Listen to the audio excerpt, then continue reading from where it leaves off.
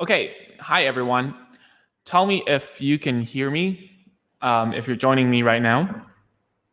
In today's live video, we want to talk about how to get your child to sit down. And the reason why we're doing this is because basically there's a lot of parents asking me that, hi, Yanni, that they're saying, hey, every time I tell my child to sit down, they kind of run away, right? And how do you deal with that?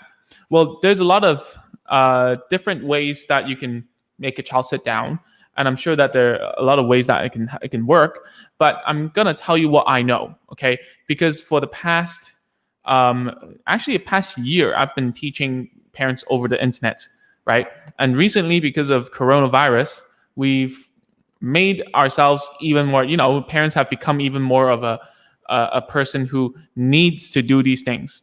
All right, it's not just bringing your child to the therapy center anymore. It's really trying to become the therapist at home, which kind of sucks. And the biggest problem right now, is that um, children are running away. They're not having fun. They're not having a ball at home at all. So how do we get them to sit down? So let me look my notes real quick. Yep. So the first one is, as I always say, hi Nabil, how are you? As I always say, are there any rewards, right? Nabil's daughter is very good at sitting, so she can like you can ask me anything else, all right, if this isn't telling you new stuff, right? So number one is like, are there any rewards? Are you just telling your child to just sit there? Because that's a real problem if your child is used to running around, roaming around the house, picking stuff up, throwing it around, jumping up and down the sofa, and then go climb inside the bed, and you tell them to sit down. Of course, he or she's not going to like it, right? And if there's no reward, there's no reason to listen to you. So the analogy is always like, okay, so you want your child to do something. It might be like sitting down, it might be whatever. But if you don't have a reason behind it, you don't have a reward, then it won't happen. Just as if you were to employ someone and then you told her that, hey, sit here and do these work, and you don't give them a salary, what's going to happen? They're going to leave. So it's the same as a child. You got to give them something that makes sense to them. They're like weighing, right? Inside their heads. They're smart. They know that they will weigh the odds, right? Is it better to sit here? Is it better to run away? Is it better to like scream and shout and like flap their hands? Well, the latter is going to be the best way, all right, for them to really enjoy themselves. So, teach them. It might be like a reward, as in like a praise. That's a reward. It might be giving them food. That's a reward. Drinks, right? Toys, activities, board games, whatever. All these are great, all right? So the next thing is a big one that I really want to talk about. Actually, that's the main point of today, is do not make sitting a punishment. Don't make it until it becomes like a punishment, right? There is a lot of parents sending me videos, and you're welcome to do so. Please send me more videos, ask me more questions. That's why these like live videos happen, because I feel like I can tell more people in one go, right? So when your child sits down, don't make it a punishment for them, meaning it feels bad, right? You're just there to work. Put them on the table to do the things that they like to do. Give them a little snack, give them a drink, as I was saying, talk about a reward. Don't punish them. Make sure that when they sit down, there's a lot of free stuff going on, right?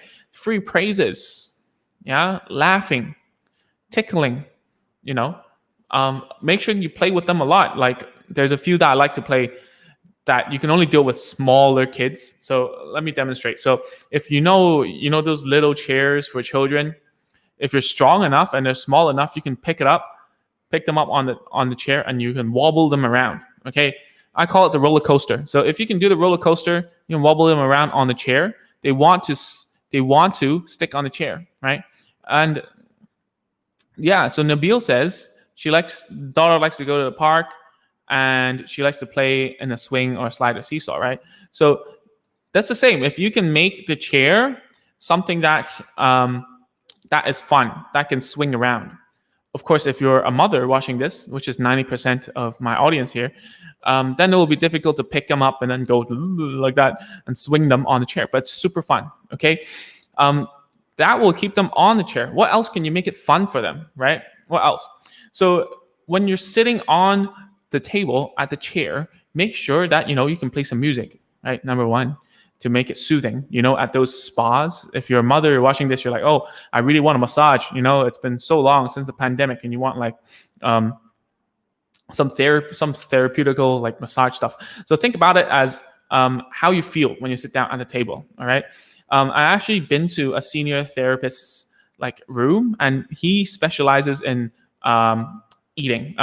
feeding in children. So how like a lot of children, they don't like eating and feeding. Like they're just picky eaters, right? Or they have some problems with like swallowing. And that senior therapist in his room, he's like super way senior than I am.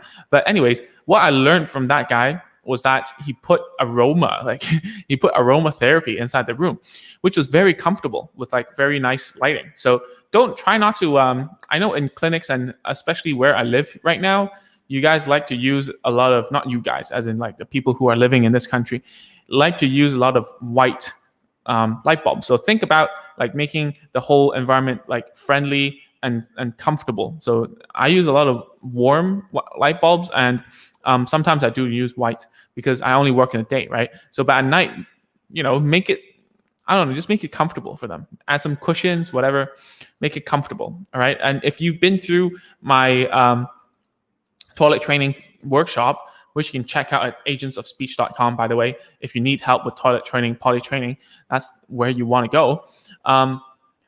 The thing is, you have to make it inviting. Okay, you gotta make it inviting for them. It's not just there to do work. You gotta make sure that they're ready, they're sat down, they're comfortable, they're having a little fun before you ask them to do anything. Okay, or else it's not gonna work. All right. So the next thing I want to talk about is, do you have a set place? You have a set place for your child to sit down and work or to play with you. All right. If you do not, then it's gonna be harder. It's going to be harder, especially these times during this pandemic where you spend most of the time at home.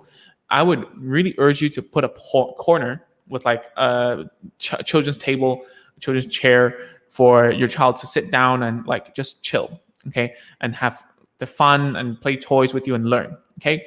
Or else it's going to be very, very ambiguous. I mean, as in you don't know how to separate work and play and eating, let's say, right?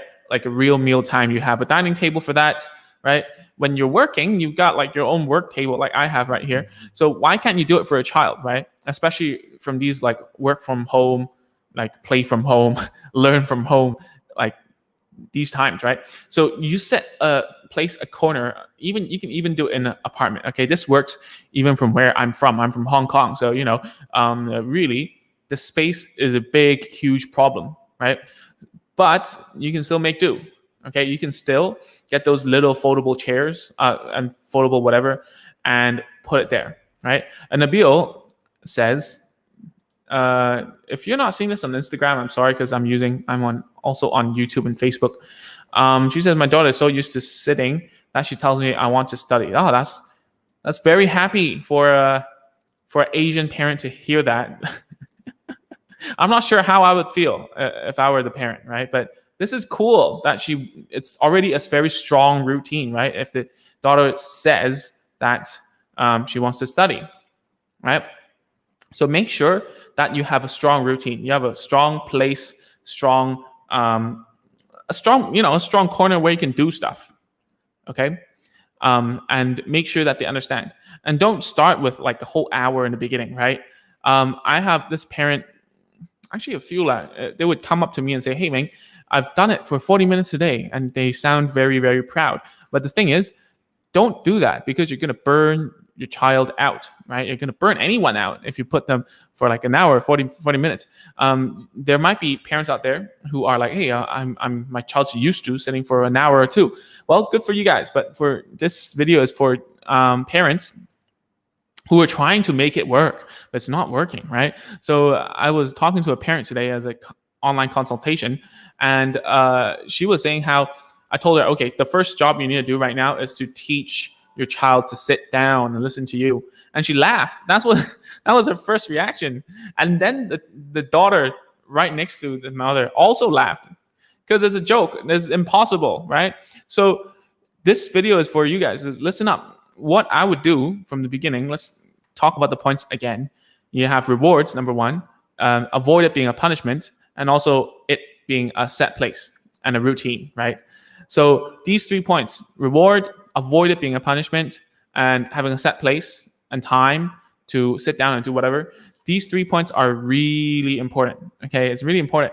The reason why your child listens to me or any therapist is because they come to my clinic, they sit at the same chair, they play the same toys, they know it's the same time, it's the same person, me, who's giving the instructions. So it's a strong routine. It's a strong routine. So what I would do, okay, I would tell you what I told the mother for online consultation here. Okay, and if you guys want an online consultation, just give me a DM or a PM.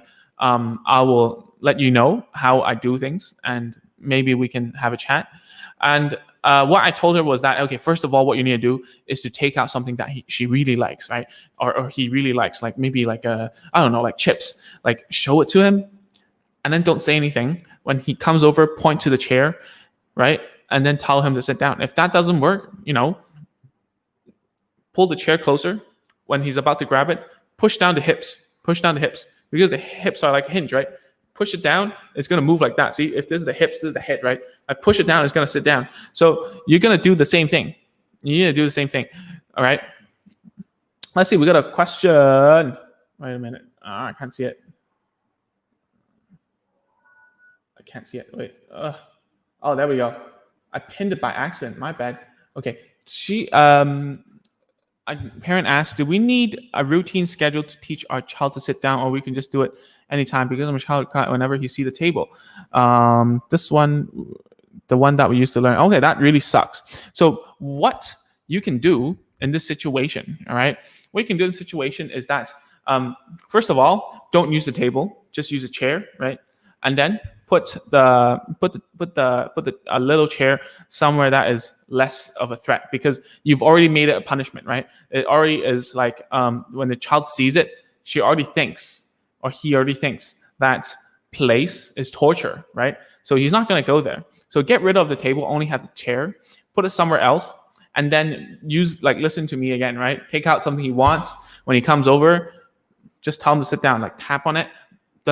If he doesn't still sit down, he's still trying to get to you, push on the hips, make sure the hips like fold like this, like right, you push it and then it sits down. And then afterwards, give the food right away.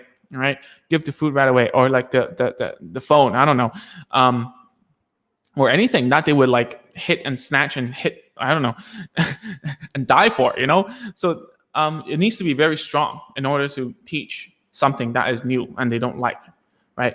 Okay, so once you do that, you need to keep on praising. You need to keep on giving more rewards, snacks, toys, whatever you're offering that particular kid. And then you just keep on doing it, right? So to answer this question, hey, how long do you need to do it for? Just as do not end this kind of practice of sitting in a bad note, meaning it's really bad if your child starts to like go, and then you let them go. What you're teaching the child is that, what you're teaching them is whenever they nag, they get to go. So end on a good note. Just before it gets out of like, it's going to be like the point where they will start like having some, nag a little bit, then stop before that. All right. Stop before that. Okay. So if you can stop before that, you end it at the good note, at a good note. What you can do then is a lot, because every time they leave, they're a happy customer, right? But if they leave your shop with a bad review, then it really hurts you. Okay, it really hurts you. So always leave on a good note, just before they get mad or he or she gets mad. Let them go. Not too long. Maybe in the beginning, maybe just like 2 or 3 minutes, if you ask me, right? And always have like a playmat where they can just go off and do their own thing. So that's a routine, right? A table, a chair, a playmat, a playmat just for them to like go somewhere else, right? All right. So what else do I need to talk about here? Right. You have to make a routine, right? So what is a routine actually? according to the parent who asked just now, oopsies, I'm not very good at Instagram. All right, who asked just now, how do we schedule routine? Okay, cool. What I mean by schedule a routine is, I've been thinking about how to make it easier for parents to implement this, right? So I would say that there are some times that like help and cue your child to get ready. Okay, so one of my clients, we always do the task right before his lunchtime. Okay, right after he takes a shower. So that's something that you would need to what's that called? That's something that you need to understand. You have to like anchor a behavior with a cue or a prompt. So one of my clients is always after shower. So when I see him, he's always wet, which kind of sucks. And also, it could be after lunch, although I don't like it because they get kind of sleepy. And my favorite is after nap, right? But you only get like after nap once a day, right? So use it wisely because they're fresh, right? They're very fresh. And use that time to teach, sitting, just playing with you, and so on. Okay, so let's say that you got your child to sit down. The other part of this video is to say, how do you get them to focus on stuff, right? So how would you even go about? Because a lot of parents, like, they send me, when I say a lot, I mean like maybe like 3 or 5, right? I don't want to sound like I'm super busy or whatnot, but just 3 or 5 parents have been telling me that whenever they tell them to do stuff on the table, they would literally run away. Okay, so there's a problem with your relationship with your child, right?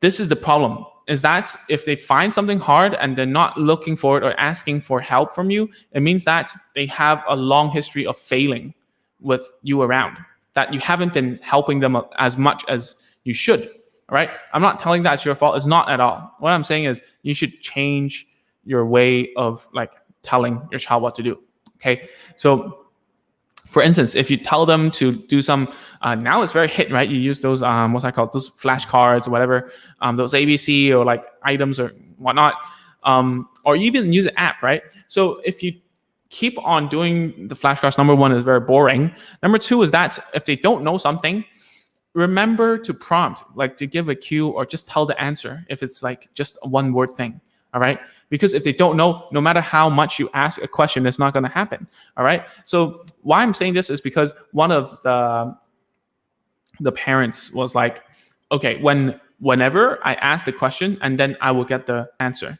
something like that. But the thing is, if it's something really hard and she keeps on drilling, so for instance, she would say like, what's this? What's that? How do you say it? What should you do?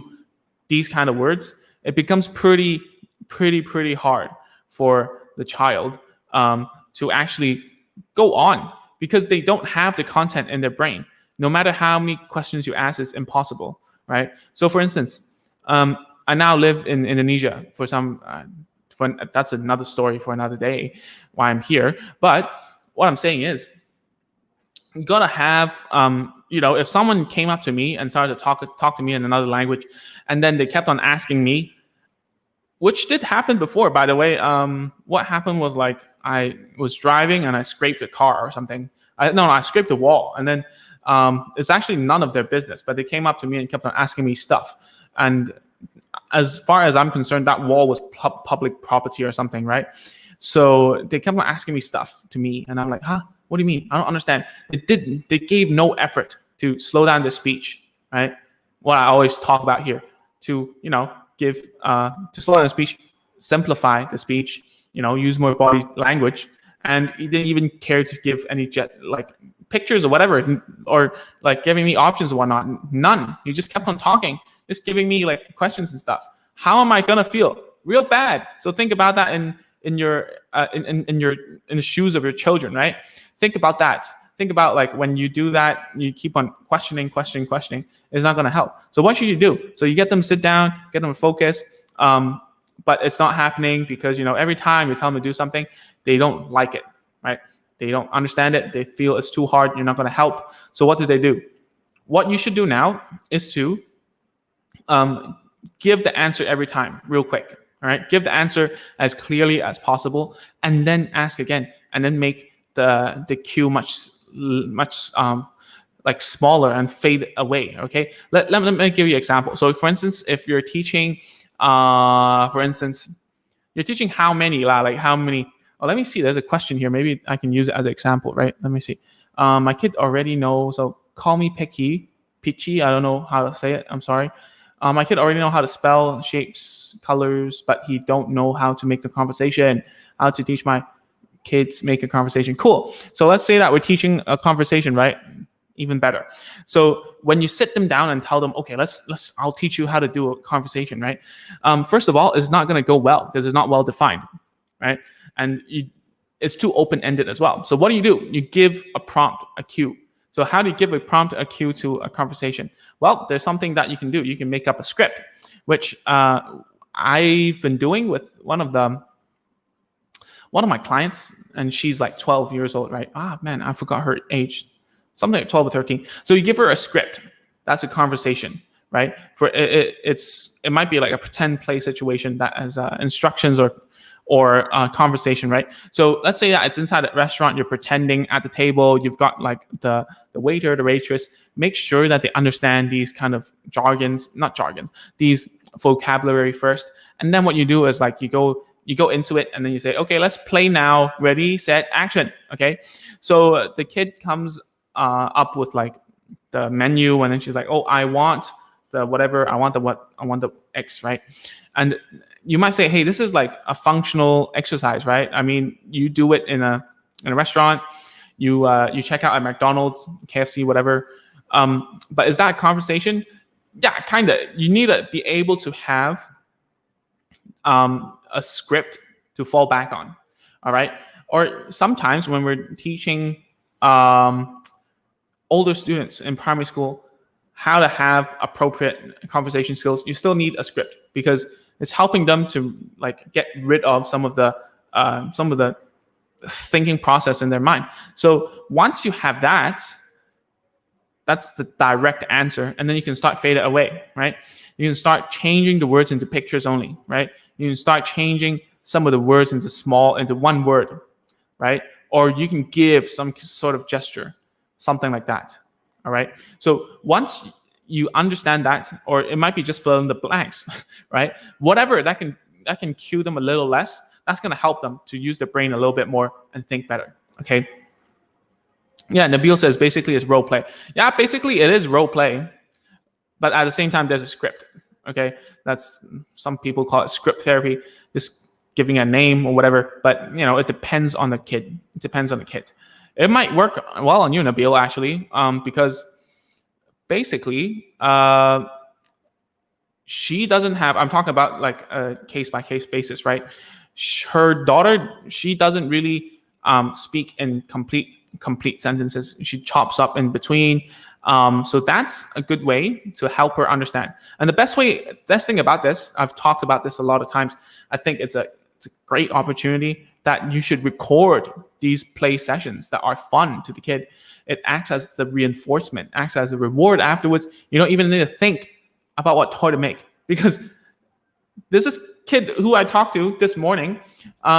He couldn't say any words, but he could only say hey and guys. You guess why? Because of YouTube, right? He says, hey guys, like that. He loves toy reviews, right? So if you can do it like a review video or like a YouTube video, that your role play or a scripted conversation or that kind, then it becomes a real cool reinforcement. All right, that is embedded in the task. I mean, this is so cool because never in the day that we can live in an age that we can do this, right? You do something, record it, you can watch it again, and you're like, oh, I'm happy, right? It's cool, okay? And where did I learn this? Well, because back in the day, I was like teaching Lego when I was doing my master's. I also had like a part-time job, and then they were doing like stop motion, meaning like they made the Lego and then they took pictures and then made a video out of it. I'm like, dude, that's crazy. You can teach them something. You can teach them like to make a story, right? You can teach them to make scripts, right? And then you can teach them to a video, and at the last, the product is actually like fun. It's crazy. Yeah. All right. So Nabil said, yes, that's what her therapist is working on role play. Yeah, that's cool.